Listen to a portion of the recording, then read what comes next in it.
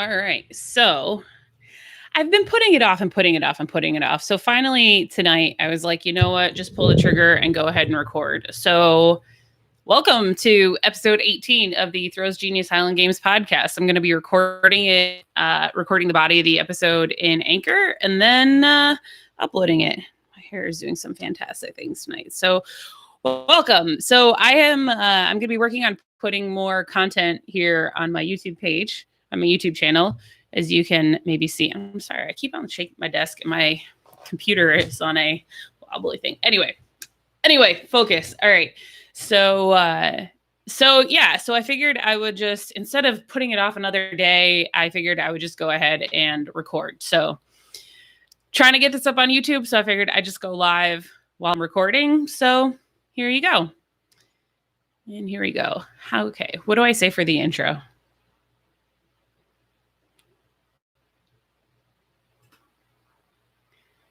Coming to you live from Euclid, Ohio, just east of Cleveland, the Mistake on the Lake. This is the Throws Genius Highland Games podcast, and I'm your host, Janine Tessarzik.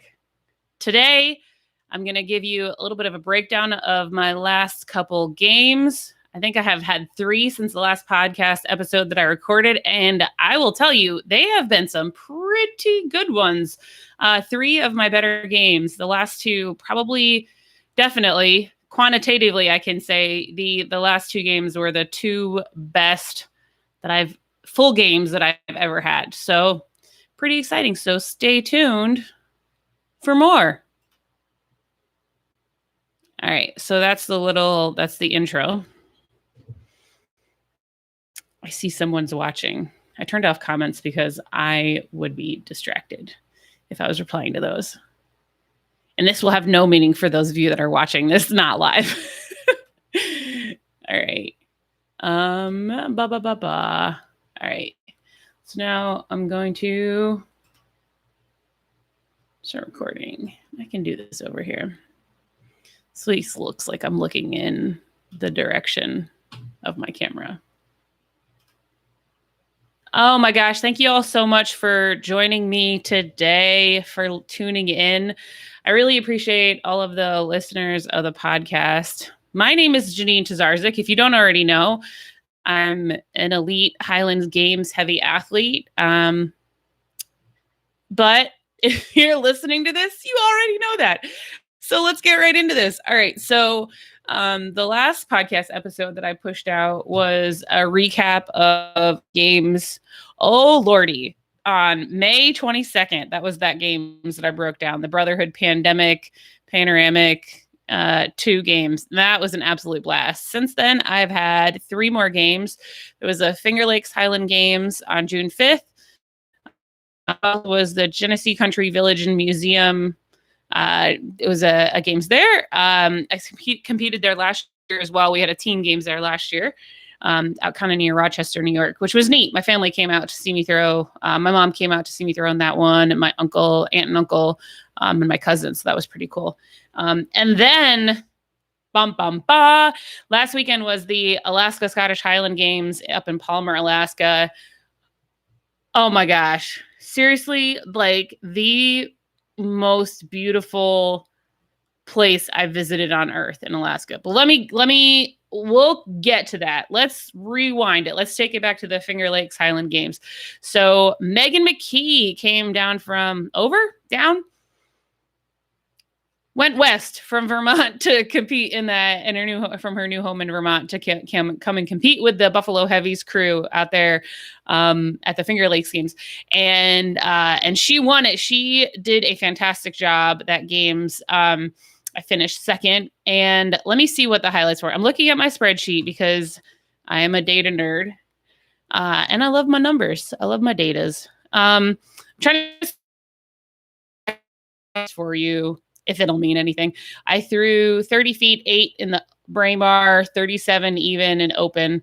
I remember being kind of frustrated with my stones at the beginning of the day because stones just generally been kind of frustrating, and I had to dial it back and realize, you know what, like the marks have not been what I wanted them to be in the stones for a long time, but I need to just chill and like not let it get in my head. So I tried to like move past that and not get frustrated with it. And then we, of course, went on to the heavyweight. So that was fun. I threw 36.3 in the heavyweight and then went on to throw 69.11. And I was using I'm playing around with a 3-turn lightweight hammer, lightweight throw for distance throw. I threw 69.11, but I think I'm trying to remember. I think that was with the 3-turn.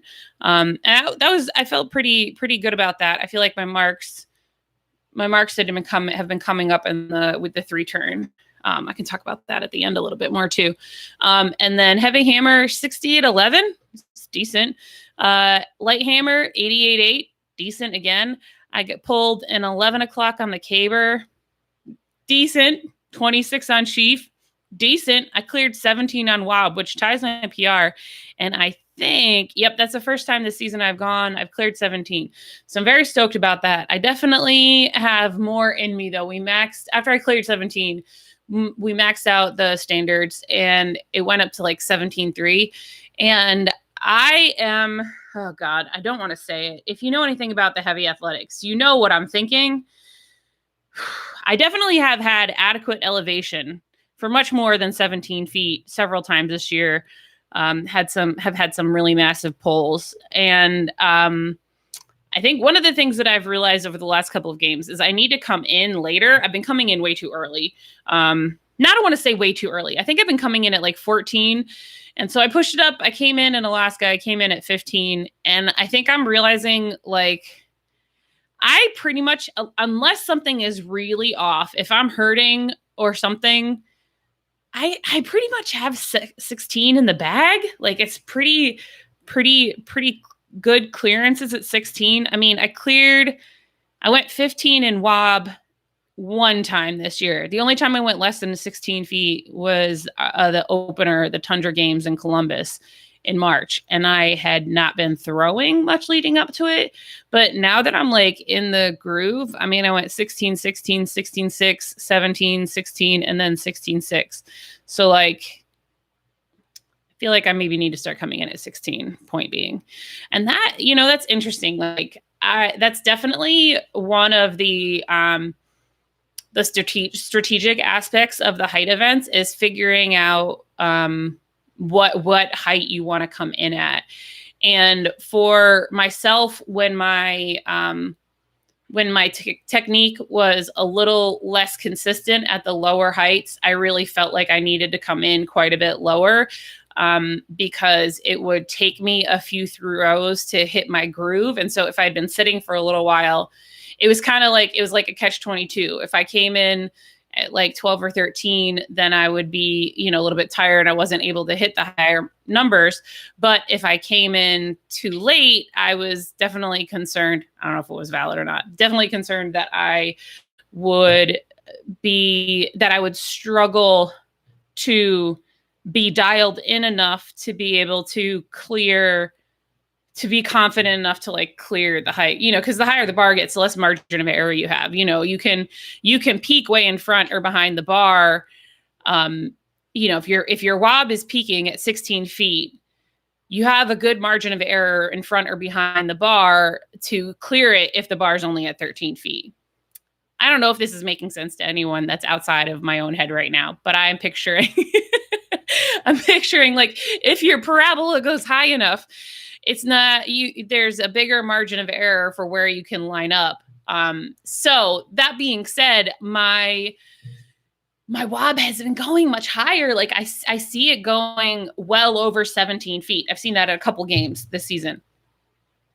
But the problem is that I've become inconsistent with where it's going, with where exactly my wob is peaking, because I have started, my technique's been getting better. So it's going more vertical. If anybody's seen video of me throw or see me in person, like, oh my gosh, I definitely am a quad dominant athlete. And I tend to be very much like a very back thrower. I mean, there were some games in sheaf in the past where I would take 4-5 steps out from the bar, like big paces out from the bar in order to get my peak to line up with the bar.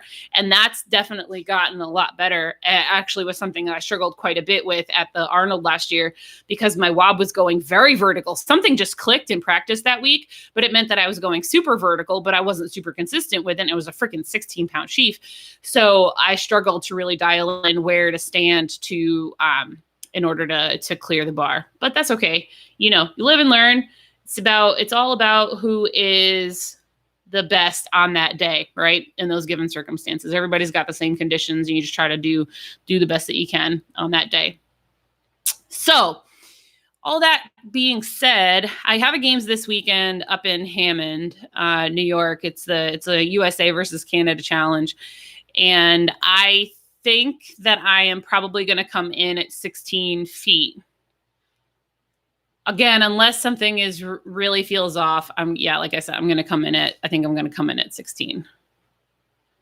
So the next podcast, I may be either saying, hey guys, I cleared 17.6 or 18, or I may be saying, hey guys, I know how I did in WOB last games. We'll see. Oh my goodness. All right. So anyway, so that is a really long wrap up for that Genesee Country Village and Museum games. Nope. That was for the Finger Lake games. Scratch that, reverse it. All right. So now moving on to June 12th, which was the games at the Genesee Country Village. This, ladies and gentlemen, was the best full games I have had in my life. The way that I know this is because I have a lovely spreadsheet that I have created. I created it a couple years ago. And I took the decathlon scoring formulas from NASGA and reverse engineered them so that I can put my marks in and it'll calculate my decathlon scores for me.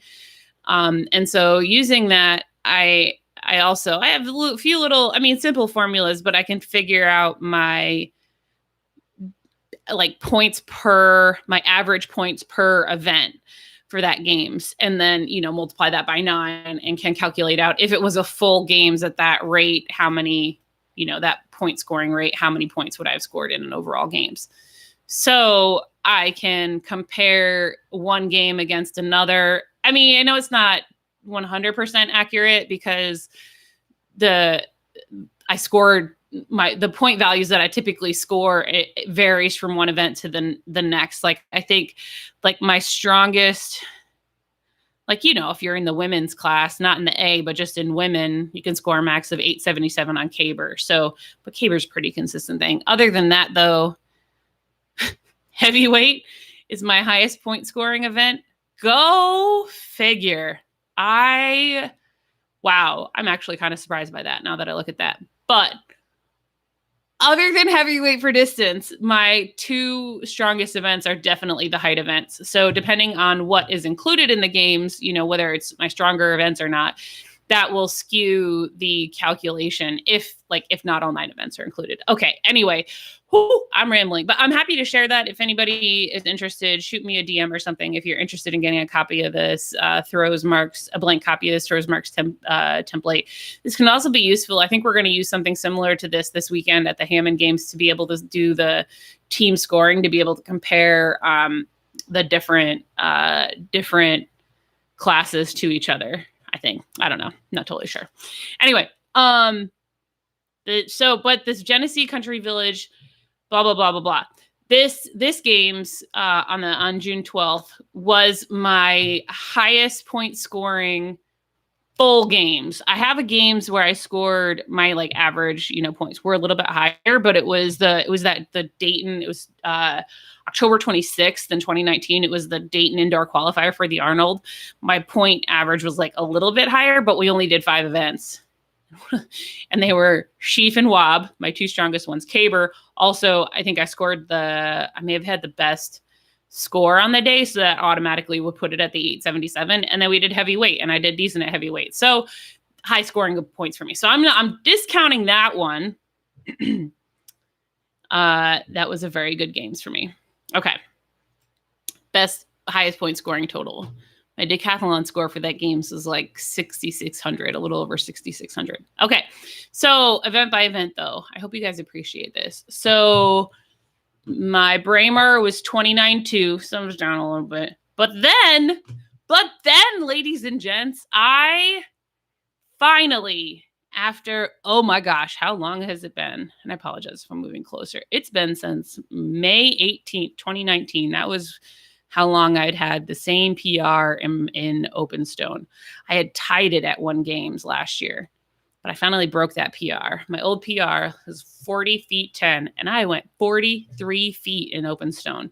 And it wasn't like a dinky open stone that wasn't like at least the minimum. No, this was like an actual open stone, and it was on flat ground. We're not going to talk about Hammerfield, but it was on flat ground for open stone. So like, booyah, kashakalaka.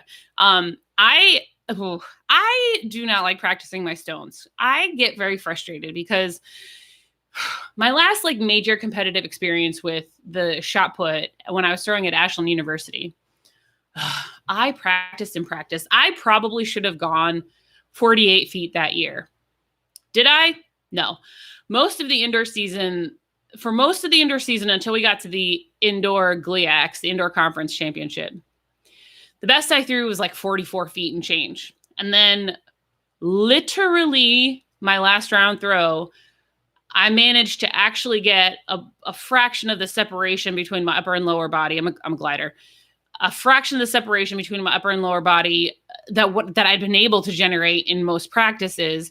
And I ended up actually having a lifetime best at 30 years old in the shot put. I threw 1420 in meters, or like 46.7. And then all outdoor season, I could never recapture that. And outdoor, granted, I was focusing mostly on discus, which was my primary event. But like, oh God, it's just shot or open stone has just been so incredibly frustrating to me, because I feel like that year I put so much effort into it. And for most of the year, it just didn't pay off. It felt like it was mostly a fluke that I was able to throw as far as I did at the conference meet. So I honestly, like, I have not been practicing stones much at all. I've been going off of the decades of muscle memory. I say decades. Let me think. I started throwing in 95. I graduated. Yeah, decades of training the shot put. But one of the other throwers, Hannah Lewandowski, I apologize, Hannah, if you're listening. I don't even know if you listen to this. If you listen to this and you hear me butcher your name, I am so sorry. But she said something about like the step back drill, where I'm a right-handed thrower and you line up with like you would for like a dynamic glide with your feet even with each other in the back of the box. And you step back with the right leg, the power leg first, and then step up with the left. And so it's like step into the power position and then throw. And I was like, you know what? Let me just try this, because I've always kind of liked that drill. And I think something about like you're never in non-support. And I think something about staying connected with the ground through the whole movement. I think something about that helps me stay better separated. That's the theory I'm going with. But I ended up throwing 43 feet, like not like a little piddly, PR, like 2 feet, big jump. And I mean, my best to that point was like the 37 that I had hit the previous week, which I also hit back in May. So that was, that was a really good way to get the day rolling, a PR on open stone. And then we went to the heavyweight for distance. And let me also add this in here. I do not think it was just the drill. The previous week, I don't know if it was the week before or that week. It was like within the 2 weeks before this games that I'm talking about right now on June 10th. In June, I started working with a personal trainer and going to a powerlifting class and doing the strongman class on the Saturdays when I'm not competing. So I think I'd gotten in, I don't know if I'd even gotten in one of the strongman classes before then, but I'd done a couple powerlifting classes. And like, I really did not anticipate how quickly training that intensely was going to remind my muscles how to be strong. You know, like I've maintained a decent amount of muscle mass, but you know, one of the things that weightlifting, heavy weightlifting particularly, trains your body to do is it trains your muscle fibers, it trains those motor neurons to innervate more muscle fibers. And so, and that's why, you know, if you want to do heavy things, you got to lift heavy. It's not just about like, you know, anyway, whatever. We don't need to go down that rabbit hole right now. Because remember, this is on a lark that I'm recording this podcast. So let me just get back into it. Anyway, point being, at that games on the 12th, I didn't necessarily see the connection. So I'll circle back to this when I talk about, hopefully, if I remember, when I talk about the Alaska games. But I think that open stone, and then especially the heavyweight for distance, that was the first time I started to get a little bit of an inkling that like, okay, maybe things are picking up a little bit. Maybe things are getting a little bit better. Interesting. Because I also remember feeling like when I was warming up for heavyweight, like, the heavyweight still sucks. The 28 it sucks. But I remember feeling like it wasn't throwing me around as much as I remember it doing. So, but I've had games like that before too, where like, oh, it really clicked in warm-ups and like, or even feels decent during the throws themselves. But like, it's like, sometimes it just feels like a fluke. Like sometimes it's on and sometimes it's not. Like just something happens and you get the timing right. And that's honestly what it felt like at that games, was like, oh, maybe it's just the timing. Maybe I'm just doing a job of getting the timing right this time around. So anyway, so one data point, not enough to start to draw any conclusions yet. Moving on to the lightweight for distance. I honestly can't remember if on all of my throws I did 3 turns. I think I did a couple 3 turns, and I think I went like 70. I went like 72 feet and change, like 72.4 maybe. But like it wasn't whatever. I ended up doing I think I did a couple 2 turns and I went 73.4, which is like very decent. Like I've had 1, 2, 3, 4, 5 games this year where I've gone 73 plus in lightweight for distance. And that's big for me. I'm scrolling up real quick to look. I remember I went over 70 twice at the end of 2018. And then I did it a couple times in 2019. I hit 74.10 at the games in Topeka, I think is where I did that. And then last year I hit 71.5. Oh, at the games in January down in Florida. Yeah, because I trained all through the winter. And then my next best was like 70 feet 9. So like this has been my best season, by far my best season in the lightweight for distance. I think part of that is the weight that I've lost since last year. I don't remember if I've talked about it on this podcast, but last year I was in like decent shape. I was in okay shape going into the season. Am I remembering this correctly? Like it was 2019. I was like in decent shape going into the season. I was like, I'll let myself gain the weight. I'm not going to try to like maintain the weight and try to throw far at the same time. So I think I gained some weight. And then last year, I think part of it also was that I was depressed. That definitely was a factor, but it wasn't just like, oh, I just gained weight because I was depressed. That was like there wasn't necessarily causation there. But also, I'd never really said, let me see what would happen if I let myself really gain weight. Like, let me see what'll happen with my body. Let's see what'll happen with my health markers, and let's see what'll happen with my throws. Because they always say like mass moves mass, right? And like last year, I had a great year. Like I had very good marks. I had some very good finishes last year. But then, over the course of about 6 months, from like October, this is what happened. I went in for a doctor's appointment in like September, and I think my blood pressure was a little elevated, which is, was not typical for me. So I was like, all right, the marks have been decent, but I think I want to, that was like the thing. I was like, if anything is off after I gain this weight, I'm going to try to drop it again. So I had gotten up to a high of like 268 So, and right now I'm sitting about 50 pounds less. I'm hovering right around 220, a little bit under. And so I would say, I think part of it is the technique, but I think also, like when I look at the lightweight for distance, I think that I see a little bit of the impact of a little bit of improvement in speed. That's just a little bit easier to move faster. And I will be honest too, like I was concerned that losing the weight was going to have a detrimental impact on my my performance in the heavyweight for distance, but also in my mind, I was thinking, you know what, I'm turning 40 in October. So like, I don't have to counter the 28 for too much longer if I really don't want to.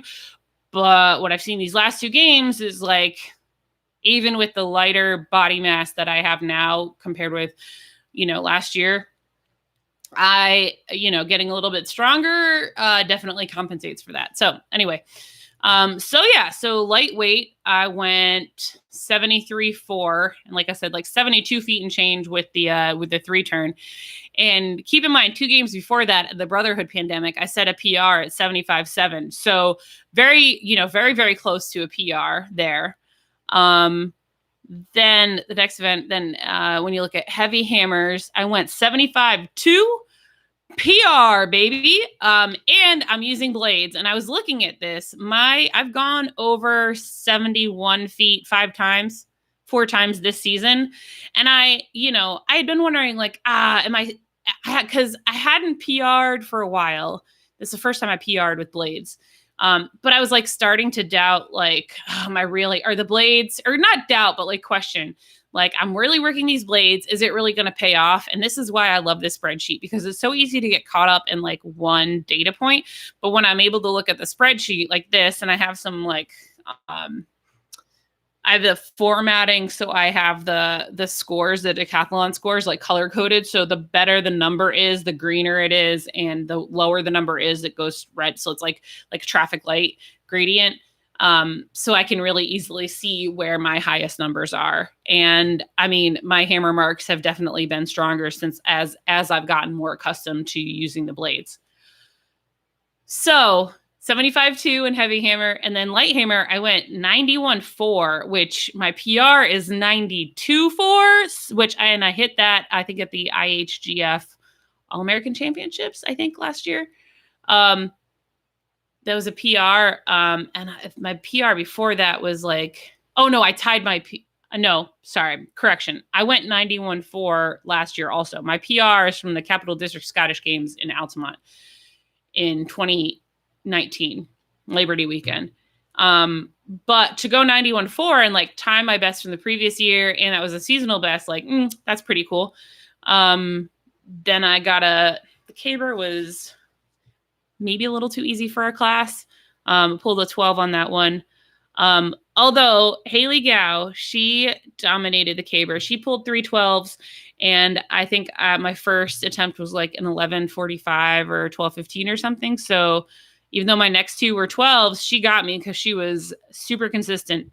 And this, ladies and gentlemen, is why you never, I really say, like, you never bail on a throw, because I've seen it happen occasionally. Doesn't happen often, more so on caber.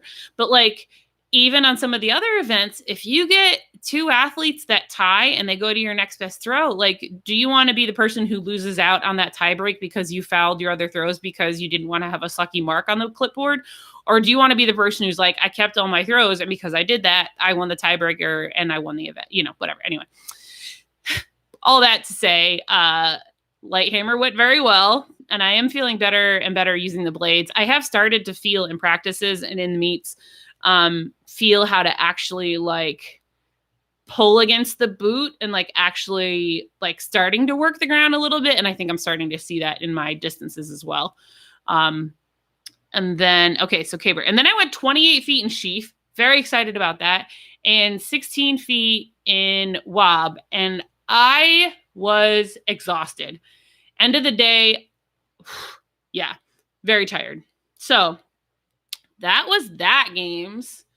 And then this past weekend, oh my gosh, I could go on and on about this trip. Like, and I had my son with me. He came to the game. So I kind of went all out and planning like a whole vacation. And I've got some pictures that I posted on Facebook, if you're friends with me on Facebook. And I didn't post anything with my son on TikTok. But you can see a few little videos that show some of the scenery, some of the stuff that we did. But I'm real bad about staying on top of that. So I did like 2 videos and then no more. But there definitely are videos from the Highland Games there. All right. So let's start from the beginning. All right. I went in Braemar Stone. I went 32.7, which is a seasonal best, not a PR. My PR is 34.2 from last year in September. I can't remember which games that was. And then Open Stone, 41.1. Again, another very good Open Stone day. Heavyweight for distance, 40 feet, 6.5.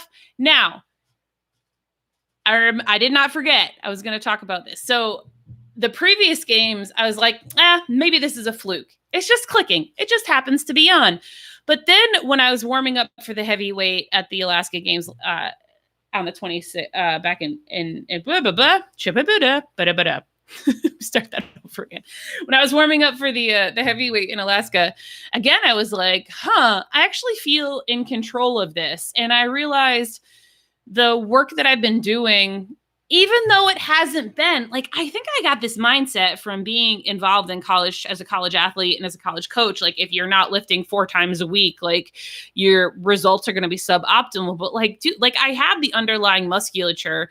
And now that my body is being reminded how to counter heavy weights, how to stabilize against, strong forces, it's just, I feel like some of that stuff that I spent so many years, decades in the weight room training, like it's waking up again. And so I think that's kind of what's going on. At least I'm telling myself that. We'll see.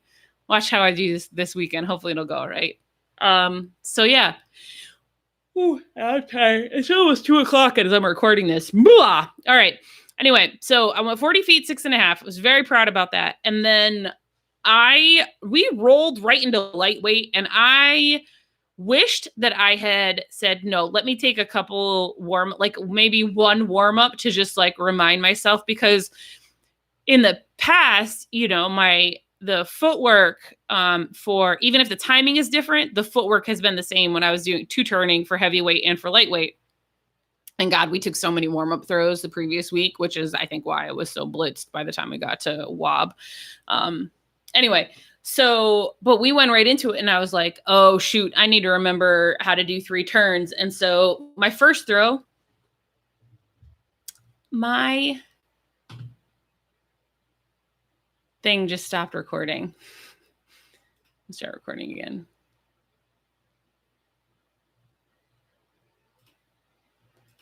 Sorry for this riveting. So talking about lightweight for distance at the Alaska Highland Games, my first throw, I think I just wasn't thinking, and I went that 73.7 with the 3 turn, and then my throws went downhill. I don't know, my second throw was like 68, and then it was worse. It was just not good. My other 2 throws were in the shitter. So let's move on to a heavy hammer. I went 73.9.5. I think I entered 9.8. That must be 9.5. I got to double check what my distance was. But yeah, almost 74 feet. I was very happy with that because, like I mentioned, I PR'd the previous games at 75.2. So to go 73.9, I was very happy to be so close to that mark. So I've gone my games this year. Let me rattle off my marks for heavy hammer. It's March is the first one, and then May through June. So I went 64.8, 65.4, and then I started practicing 73 feet, 71.8.5, 68.11, 75.2, and 73.9.5. So marks definitely have jumped up for the hammer. And yeah, like I was saying, like very happy with how the blades are going. Similarly in light hammer, I went 91.9.5, which closer to my PR, a seasonal best. So very, very happy with that. And my marks for light hammer are kind of parallel to what I did for what I've done for heavy hammer. So going back to the first games this year, 81.1, 82.5, so very close, just like my heavy hammer marks. And then a jump up to 90 feet 6, 88.8, 91.4, and 91.9.5. So I'm pretty happy with where my marks are trending right now. I feel like I have felt like I've been very, very strong. And in some things the hammers have hit. I don't want to over exaggerate it saying it's like a plateau, but like the marks have been consistent and a very high level. So I feel like I'm getting close to having some kind of a breakthrough, maybe having a breakthrough throw in some of the hammers. So I'm just kind of excited to see what happens with those. And then on caber, my best was in 1150, and Amanda Ford, she pulled the 12 o'clock. She killed it. She did great on the hammers too. She really, really well in the hammers and then on the caber as well. We didn't go in this order at all. But I'm just, reading off my marks in traditional order as I have them on the spreadsheet. And then sheaf, I went 26, and then, man, I was way over 26, but I couldn't get it dialed in for 28. And I won the event at 26. So sometimes it can be hard for me to, like, once I've won an event, if I'm not like right up there pushing for a PR, sometimes it can be hard for me to like really dial in and focus on trying to push the mark. And then, especially because I think that was our last event of the day as well. And then on WOB, I went 16.6, and holy cow, I posted video of this today. It was sky high. Like, it was probably easily 17.6. I mean, maybe higher. I don't want to over exaggerate it, but it was way over the bar. And then I took some attempts at 17 feet. And I like crashed that implement into the bar so hard, like on its way up. And this was another thing, like I just couldn't get the peak lined up quite right. But overall, like, very good day. My decathlon score was like within 50 points of what I scored last week for the previous games, which was like my highest decathlon score other than when I for a full games. So yeah, and I'm also a nerd. So I did like a 5 games running average and like a rolling average. And before these last 2 games, the strongest stretch that I had was like towards the end of the 2019 season. And because I was really grinding that season. But like, if I could if things keep trending the way that they are right now, things are getting hot for me right now. So yeah. So looking ahead though to this year, I'm not going to pull it up right now. I do have my game schedule. What I have right now of it, I do have it up on my website and JanineThrows.com. Off the top of my head, I know some of my biggest games, the Women's World Championship in September, and then in like mid-September, 18th that weekend. And then I've got games on my birthday when I turned 40, October 24th, down in Mississippi, near Jackson, Mississippi. And that one, I'm just really excited, to get an opportunity to put my hands on the 21 in competition. And I've definitely been practicing with it because the timing is it's more different than you would anticipate to go from the 28 to the 21. So I'm just super excited to get a chance to get that marked and see what I can do with that in competition. And I think I mean, Adrienne Wilson has had a phenomenal season in the master's class. If you don't know who she is, then you are not a student of the sport, because she is really groundbreaker for women in the Highland Games, 5-time world champion. I mean, she beat cancer. She's like a 3-time Olympic trials qualifier in the shot put, like absolutely phenomenal athlete, and a really, she's a super sweet person to everybody that she comes across. She's a really great ambassador for the sport, I would say, for sure. So she's gone like 21 feet with spinning the wob. So I don't know if we have like a standing wob world record yet for the 21. So I feel like that is something that I maybe have a decent shot at I mean, we'll see. We'll see how it goes. But that's a goal that I have for this year, seeing how close I can come to setting or breaking a world record in the 21-pound standing wob there on my birthday. Y'all heard it here first. And then, of course, the Masters World Championships are 2 weeks after that in August. They're in November in Austin, Texas. So those are the big things I'm training for. So I have a lot of games. I have a decent number of games coming up. I'm also starting law school next month. I've been saying like, oh, it's in August. Guess what, folks? Next month is August. So we'll see. It's going to be interesting to see how I'm able to balance life and work and training in law school. So we'll see. I'm part-time. But yeah, I'll say again, we'll see. Oh man. So there you go. So that's a little bit of breakdown of my last couple of games, the 3 since the last episode. I just want you all to know it is my intention to put out episodes a little more frequently. We'll see what happens.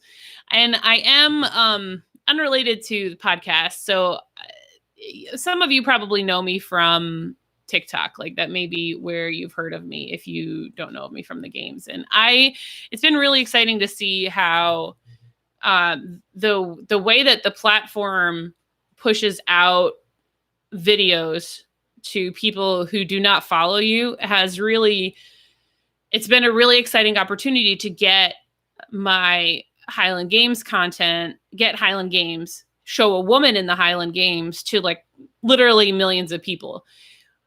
But there are some questionable things that the platform does with how it promotes or suppresses content creators, in particular, how it treats creators of color and people that are neurodivergent, people with disabilities. So the point of all that point of all of that is to say that I am going to be looking at migrating away from TikTok. I may still keep it there, but I'm looking at probably getting more active on Instagram and doing more long form content like this on YouTube. So I am working on developing those things. And then I am also working on separate. I am also working on kicking off doing some virtual or online training, coaching. I don't want to say training. It'll be more, I want to do some like video breakdowns and like the one-on-one, like half-hour sessions, provide some feedback. We can talk through like how to plan out training or, whatever. We can look at video, whatever would be most helpful. I feel like that's really one of my strengths, as I was a college coach for 7 years and I coached youth track as well. And, I've had some D2 All-Americans in the hammer and weight and whatnot. So like, I feel like, those are definitely some strengths that I can bring to the table. And yeah, so that will be up on the website soon, hopefully. And I'm also working on some shirt designs and some other stuff. So I will be for sure talking about that as it gets more developed. But yeah, thanks for tuning in. Appreciate everybody who's listening. And if you're, watching here on YouTube, thanks you guys very much. I think I'm going to go ahead and sign off now. And yeah. Oh, one other thing too. I started a Highland Games training Discord server. So again, send me a DM if you're interested in that. And then also if you are a woman athlete in the Highland Games, and if you're on Facebook, look for a page called the Sisterhood of Highland Throwers. Oh my goodness, I'm going to get it wrong. Let me look. I'm looking it up right now. Sisterhood of Highland Throwers. Yep. And it's a page. It's not a group, but that's a really great place for us women in the Highland Games to connect. So there you go. Again, thanks so much for tuning in. You can find me on Facebook, Instagram, TikTok, YouTube, at JanineThrows. Check me out, and I'll catch you all on the flippy flop.